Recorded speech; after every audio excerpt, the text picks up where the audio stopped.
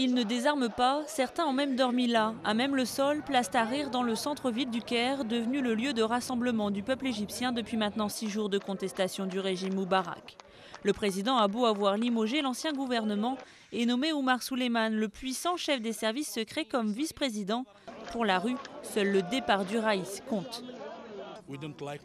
Nous n'aimons pas Moubarak, nous n'aimons pas non plus Souleyman, ni Ahmed Shafiq. C'est un régime militaire. Nous n'avons plus besoin d'aucun régime militaire. Quand nous aurons des élections correctes, on pourra désigner quelqu'un. Maintenant, il faut que l'armée contrôle la situation jusqu'à ce qu'on élise nos dirigeants, qu'on choisisse nos représentants. C'est ce que j'attends. Par milliers, ils ont encore foulé les rues du Caire où l'armée a installé des dizaines de blindés pour tenter de contenir la foule.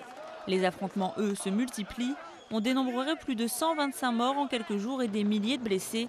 Des émeutes ont également éclaté dans des prisons et même le musée archéologique du Caire a été en partie saccagé.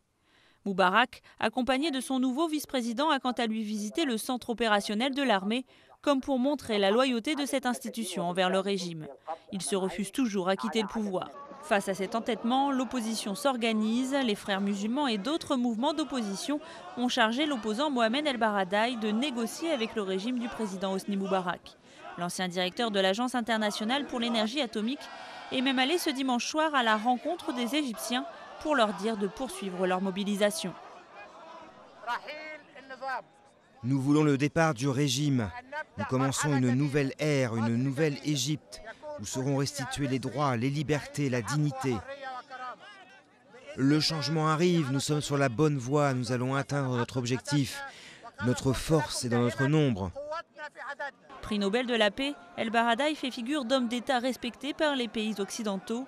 Des pays qui commencent à organiser le rapatriement de leurs ressortissants en vacances en Égypte.